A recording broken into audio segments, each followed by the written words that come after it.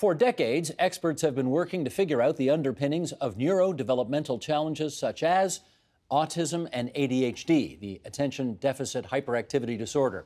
But now, researchers and doctors say it's time for a reset at the research level, at the clinical level, and just as importantly, at the level of improving the day-to-day lives of kids with neurocognitive conditions. Here to get us started, we welcome Julia Hennigsberg. She is president and CEO of the Holland Bloorview Kids Rehabilitation Hospital in Toronto. Dr. Evdokia Anagnostiu, senior clinician scientist at Holland Bloorview and associate professor of pediatrics at the University of Toronto. Dr. Dorn child and adolescent psychiatrist at the Possibilities Clinic and chair of CADRA, the Canadian ADHD Resource Alliance. Susan Cosgrove is here. She's a mother of 3 neuroatypical kids, formerly a volunteer at Holland Bloorview and now a part-time family facilitator there. And we welcome Liam Cosgrove, her son, who's a high school student in Toronto and participates in the programming at Holland Bloorview. And it's great to have all of you alongside here. Very nice to have you here, too. Thank you. Is this your first time on TV? No, it sure is not. No, of course not. You are a veteran. I'm a veteran. We're going to hear more from you in a second. Of course you are. Let's set the table for the discussion to come here. Sheldon Osmond, our director, I'm going to ask him to bring these numbers up here. Just some background to get us started. There are 300,000 children and youth in the province of Ontario that are living with so-called neurodevelopmental disorders. And the most prevalent are, and you've heard of them all, autism spectrum disorders, ASD, attention deficit hyperactivity disorder, ADHD, obsessive compulsive disorders, and intellectual disability. And I want to I think, Evdokia, you and I are going to spend the first few minutes here, just one-on-one, and then we'll bring everybody else in, just because we need all of the background in place. How did the ability to map out our DNA change what you do as an autism researcher and clinician? Yes, so the ability to map DNA has been transformative for us because we had made that assumption that all these disorders will have distinct biologies, so that we would find the genes for autism, the genes for ADHD, the genes for intellectual disability. Turns out we were completely wrong. You were wrong about all that. Completely wrong. So it looks like what we are learning from the genes is that certain genetic differences make it more likely for a brain to develop in an atypical or different way. But they highly overlap between the different disorders. So we don't find distinct biological signatures in our genes that would justify our diagnostic labels. And this now has been replicated in brain imaging studies, so it's not just the genes, it's our studies of brains and bodies. We don't find distinct biological signatures for any of these conditions that make us ask the question, do we have it right? When did that breakthrough happen? So we started worrying about this about 5 to 6 years ago in the neurodevelopmental space.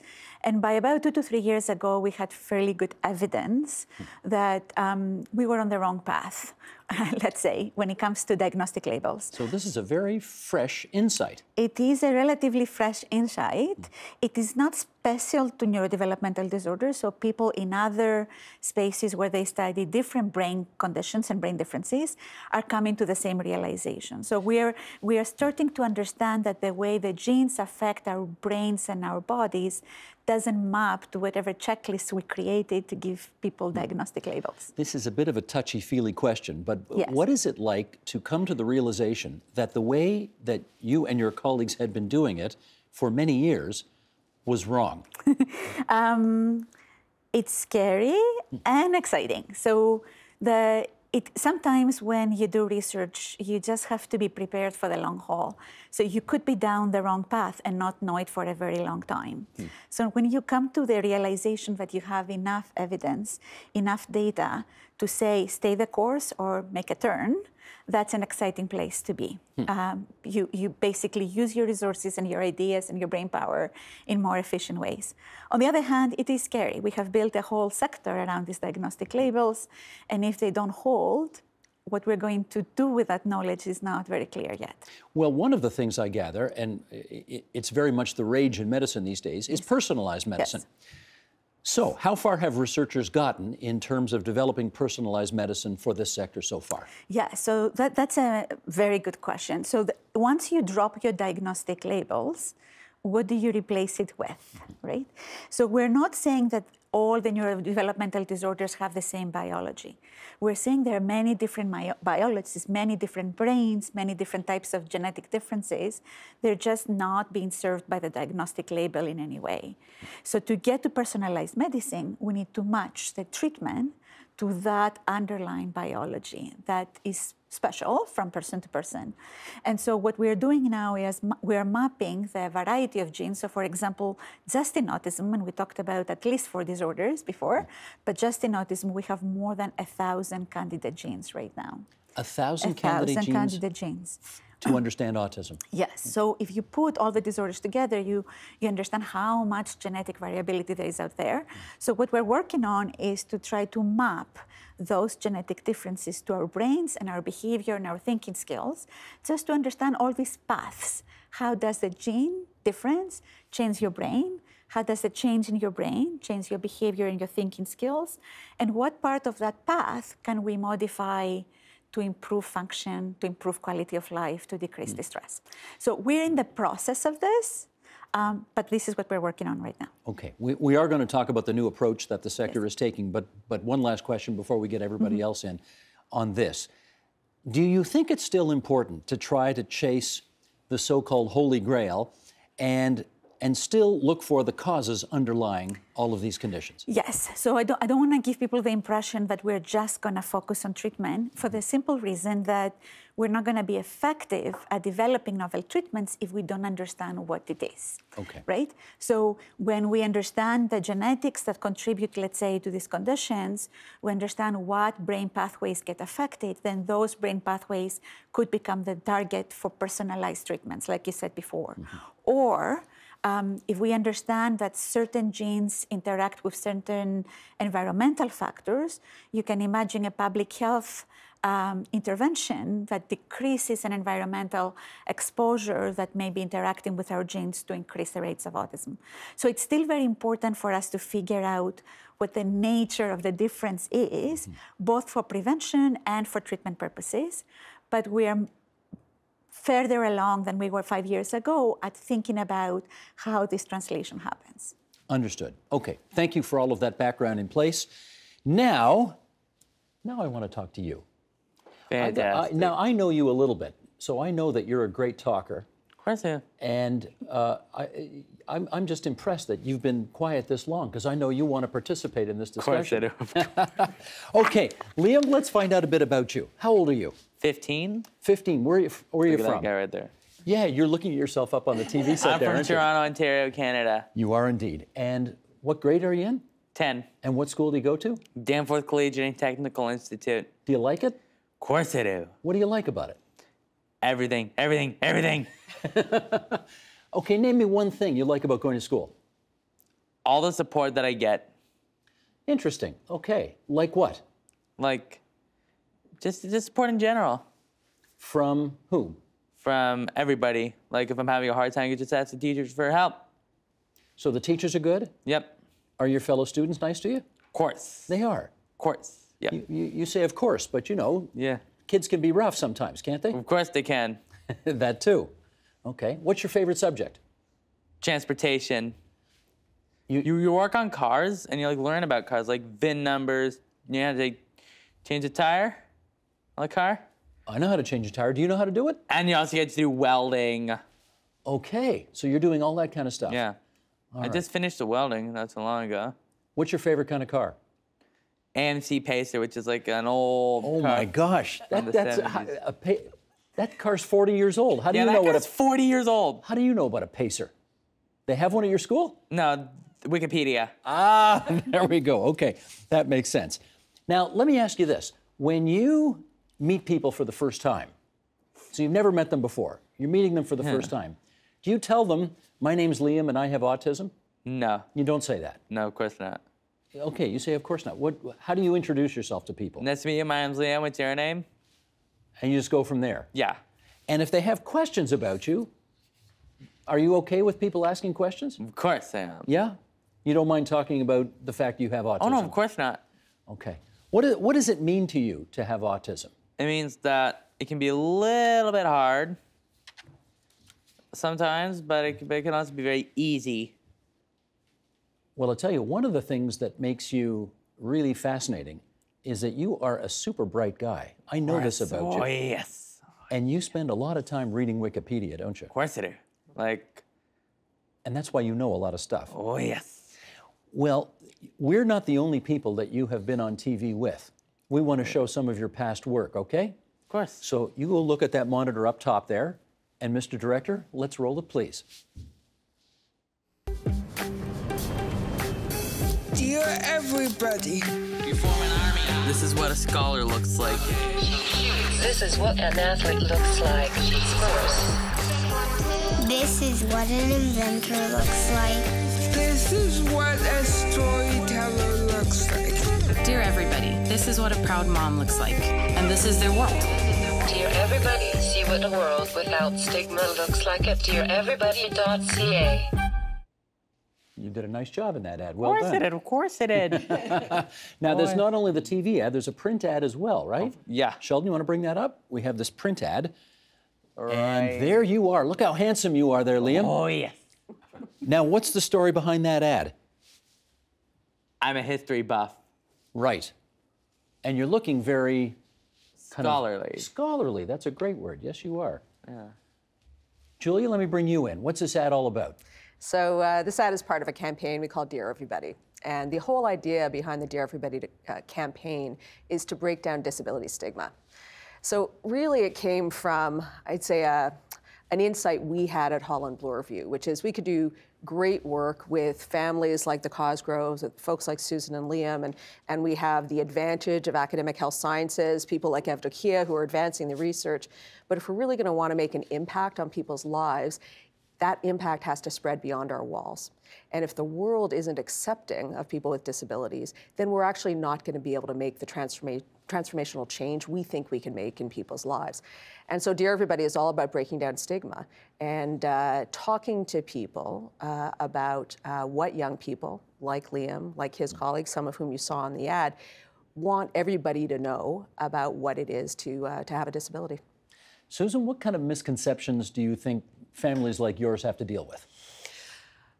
I think I guess the hardest part that we deal with would be pity and people who might think that we're not happy with our lives and we don't find joy in the same things that all of the other families do. And I think people who think that maybe our lives just revolve around disability versus having a full and complete life with our family and being able to experience and do the things that other families do in our own way, that we're, just a unique family, as is every family, and that, we're nobody to feel sorry for. You have 3 children. I do. They are, what's the right terminology here? They're all neuroatypical? Yeah, they're all different. They all have neurodevelopmental disorders. Liam has autism, as you mentioned, and he's 15. And his sister Kaya is 13, and she has ADHD as well as she's gifted. So she's quite a kind of ball of excitement and energy and brilliance, and she's a lot of fun. And Phoenix, his 5-year-old brother, also has autism and ADHD. Can you understand why people might assume that you have a life that is extraordinarily difficult? It's certainly extraordinarily unique. There are very difficult times, and there's really, really rewarding times. I've gotten to see Liam have some of the accomplishments in his life that any 15-year-old, typical, atypical, would be incredibly proud of and would have to work really hard to do. He does his work a little bit differently. He got there in a little bit of a different path, but he certainly is very successful just at the age of 15, right? So there are things in our lives that do make it harder, and there are things that, are more complicated and that we definitely need a support system around us to be able to accomplish. But we also have a lot of really great fun experiences. You still have joy, you have family time, you have... That's right. All of that. That's right. We're just who we are, and we embrace it. Okay.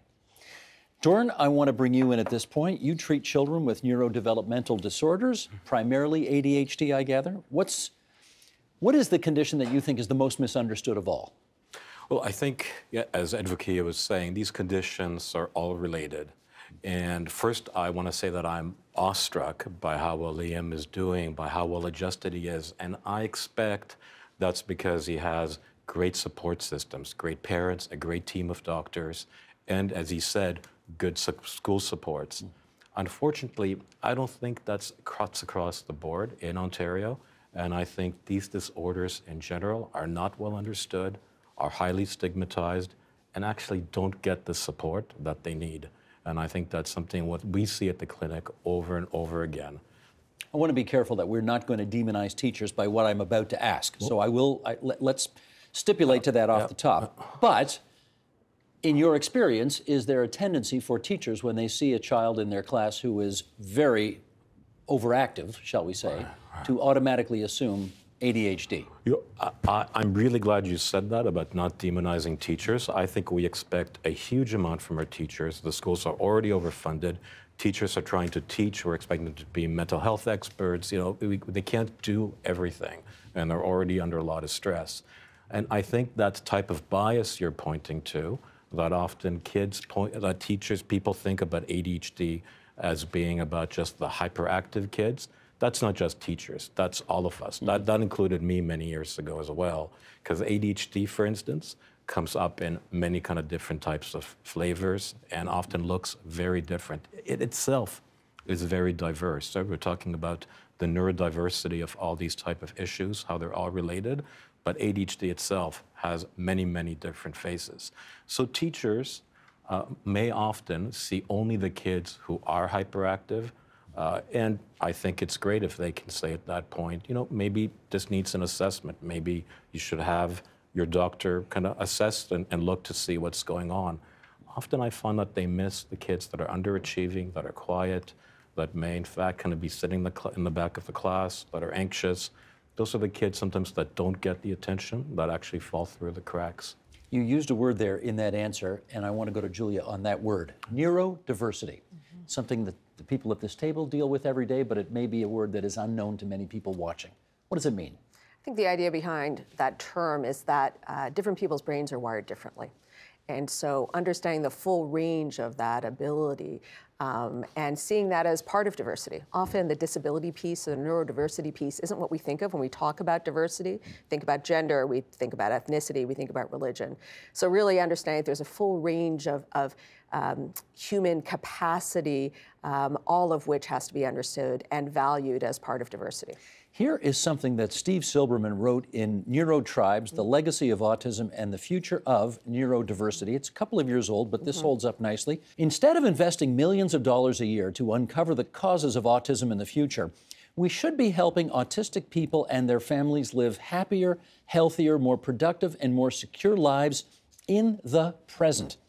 Imagine if society had put off the issue of civil rights until the genetics of race were sorted out, or denied wheelchair users access to public buildings while insisting that someday, with the help of science, everyone will be able to walk. Viewed as a form of disability that is relatively common rather than as a baffling enigma, autism is not so baffling after all. Designing appropriate forms of support and accommodation is not beyond our capabilities as a society, as the history of the disability rights movement proves. But first, we have to learn to think more intelligently about people who think differently. Evdokia, what does that mean? Thinking more intelligently about people who think differently. So, I mean, the neurodiversity movement is a very important movement in disability work. It tends to polarize people a little bit, so we need to address it head on, right? So the biological differences that produce any neurodevelopmental difference or disorder could be seen in the medical model as, you know, biological differences that produce distress and dysfunction and need to be treated, or they can be seen through the disability studies lens to say this is part of the normal variation. We just need to improve the person to society fit to improve outcomes. I would argue we have allowed this conversation to become too polarized. It's not an either or. It's an and both discussion, right? So if we think about what it takes to improve people's quality of life, sense of well-being, actual contributions to society, we need to decrease barriers and we need to maximize potential.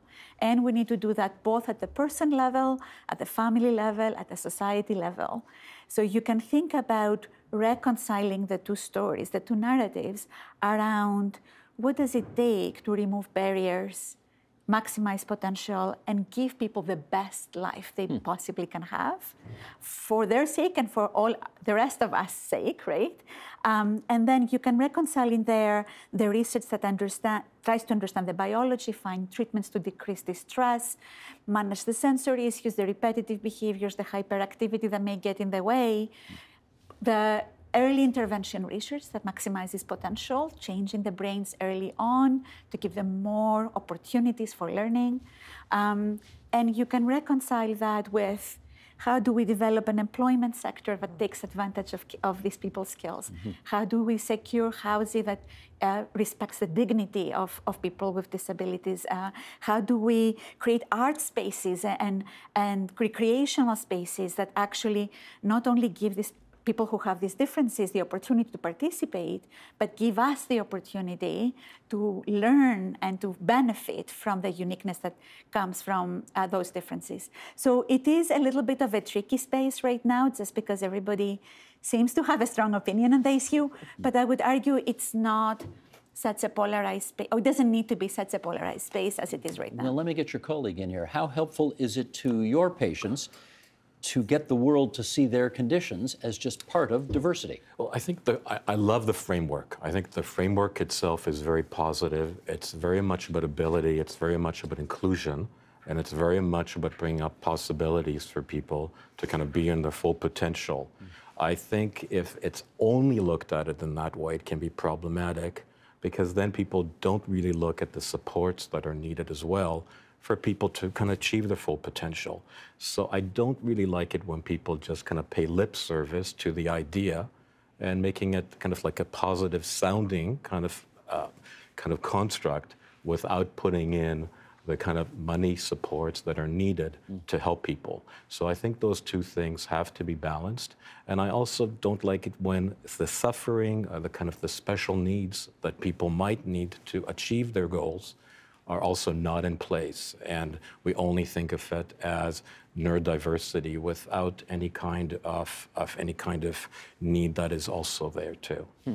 Susan, as you listen to this discussion, what comes to mind given your personal circumstances? I try to think of neurodiversity as a reflection of who we are as humanity and who we are as people, so that, you know, we're realizing and accepting that what makes us who we are and how we grow is by the variety of people and the difference in people that are part of us, right? But at the same time, as was mentioned, I think it's important for us to acknowledge that it is a lot of work for some people to do the things that we do within our society. So we have to respect the extra work that it also takes, let's say, for Liam to sit here with the lights and the people and the conversation, right? Of course, we're all a little bit nervous. We're on TV, but for Liam, there's all sorts of other information that he has to be filtering out currently to be able to be a part of this discussion. And he's doing superbly. He's doing amazing. And so I think part of neurodiversity is also acknowledging the fact that it's up to us as well, who might be, you know, blessed to be developing typically and have none of these disability barriers in our way. It's up to us to make sure that we're creating a society that is appropriate for everybody and gives everybody the opportunity. And it's not an inconvenience for us. It's actually a blessing that we have the ability to be able to do that. So to that end, what could society do to make your life a little easier? I think the first thing that society can do to make my life a little bit easier is to represent our family and the people within our family as we actually are. We're not, as I mentioned before, we're not somebody to be pitied, and we're not somebody to be glorified. Okay, that's easy to do. We can do that and it costs nothing. We just have to think about it, right? What about something that costs a little more than that? Okay, so then it is on the institutions, it's on the school boards, it's on our government to make sure that they are putting in the work and the funds and the support to make sure that he has the same opportunities as I did growing up, and that, you know, his typically developing peers have. So that might be extra funding into his schooling. It might be when he becomes an adult, support with him in the workplace so that he can be the productive member of society that he is so, you know, able to be with a little bit of support. For my other kids, it might be a completely different type of support that they need. My younger son, he's academically inclined, I guess you'd say, and he needs a lot more in the way of behavior support to help him stay calm and focused enough that he can develop these academic skills that he loves so much, right?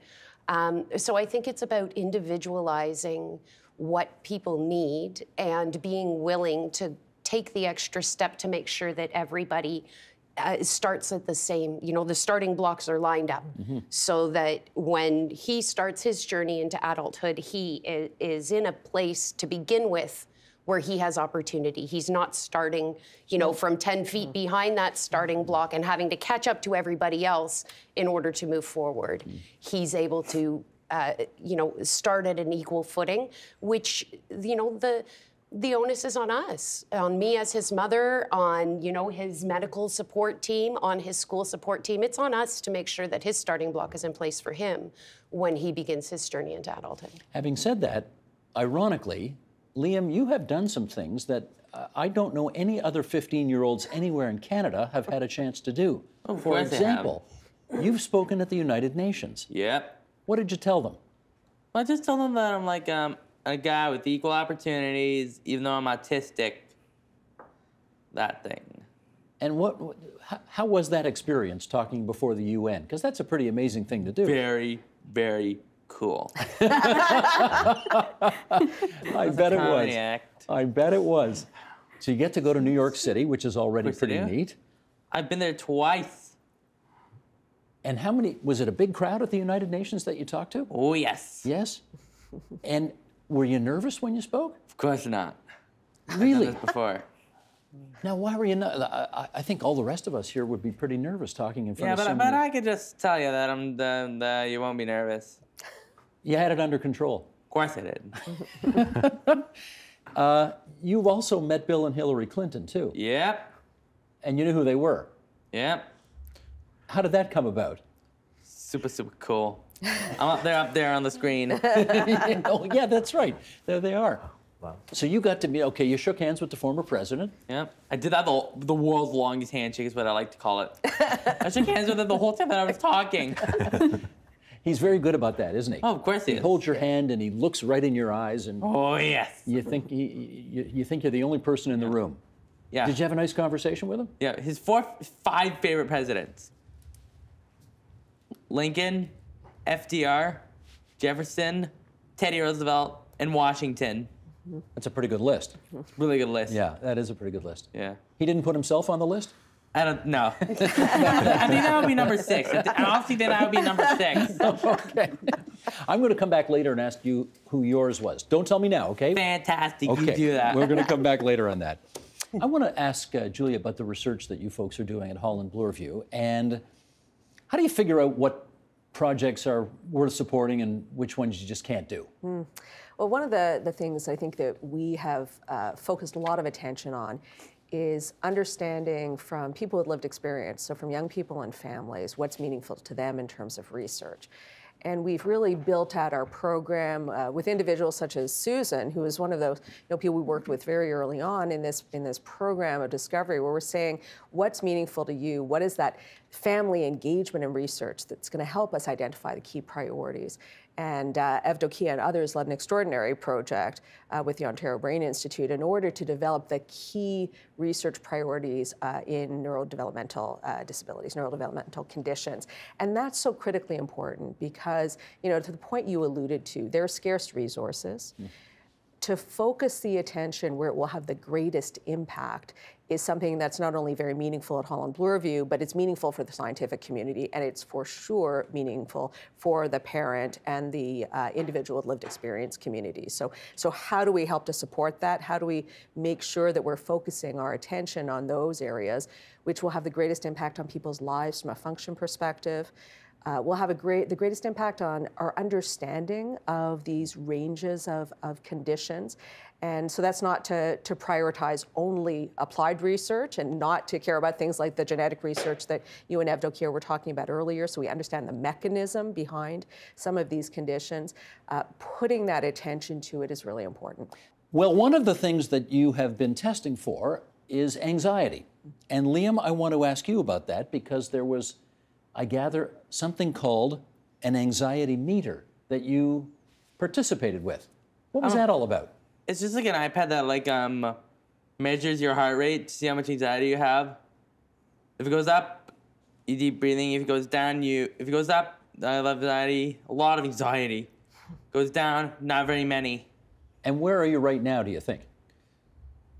In terms of your anxiety? I'm a little, I'm in the green one at the bottom. So you're feeling good right now? Oh, yes. Good. Well, I'm glad to hear that. Because we're certainly enjoying having you here. I believe you. Good. Dorn, I want to ask you how much attention is paid to family and patients' daily needs when it comes to neurodevelopmental disorders?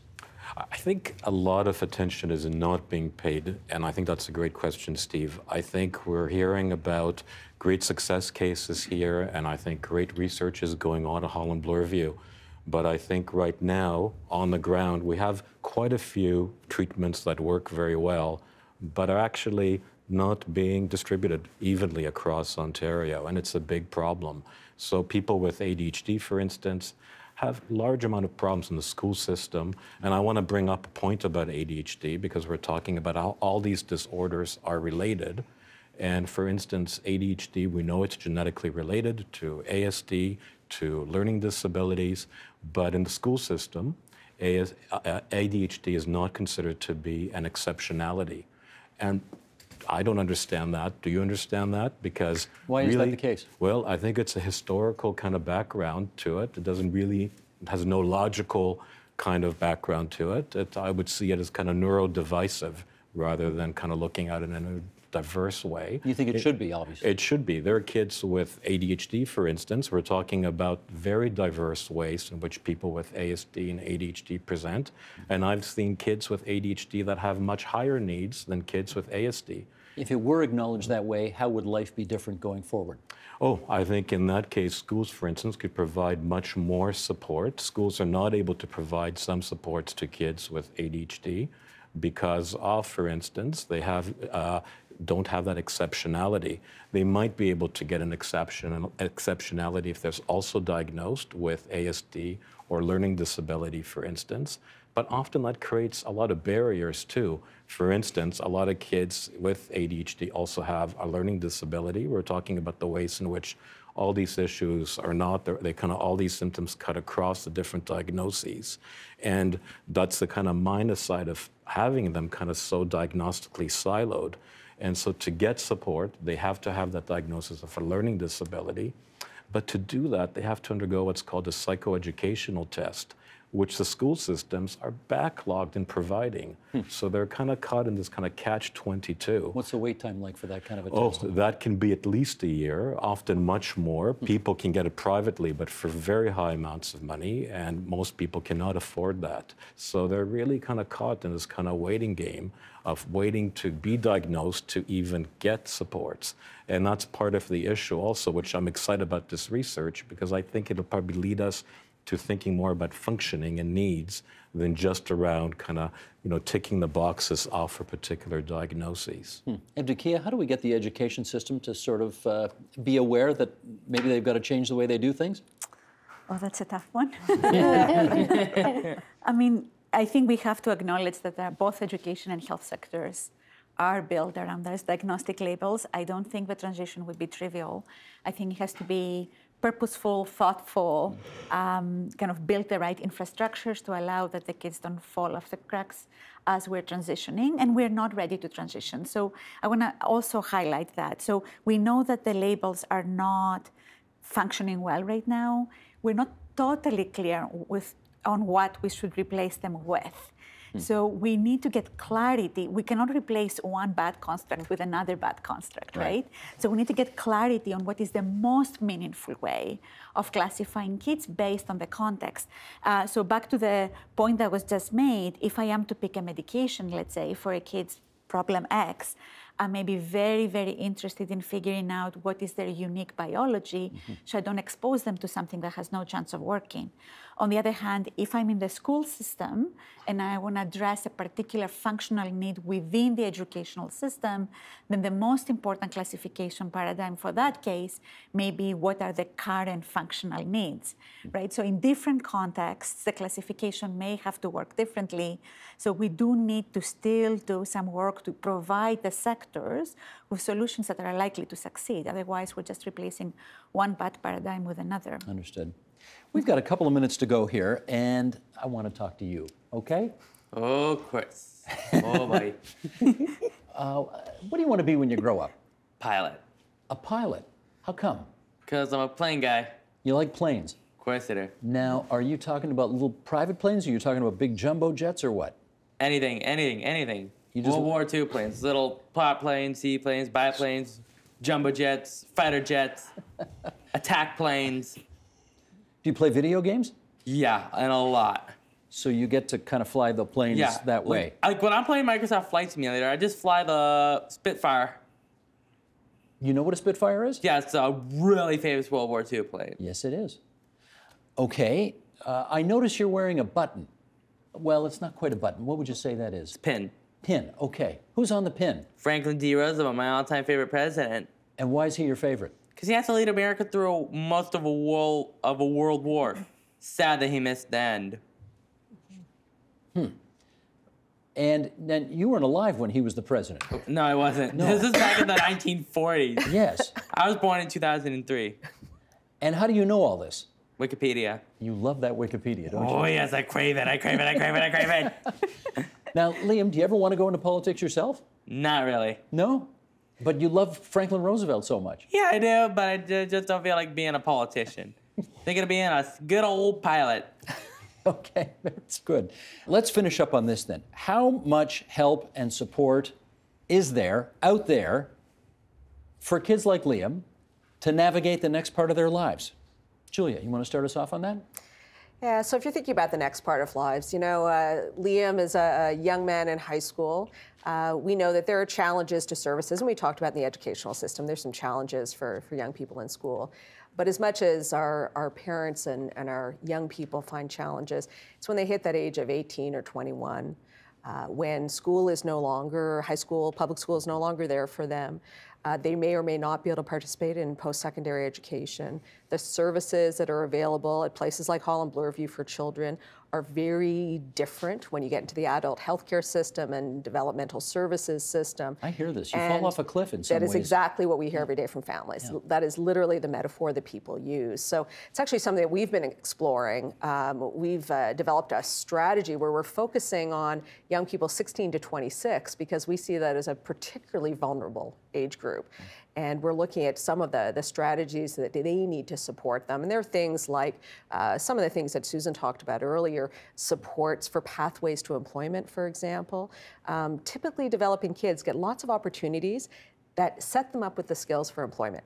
So volunteering when you're in high school, babysitting, the kind of stuff I did, not because I was so terrific, but just because I was a typically developing kid. If you're a kid with a disability, you may not be babysitting. You may not have the paper route the kids used to have. You may not be a camp counselor.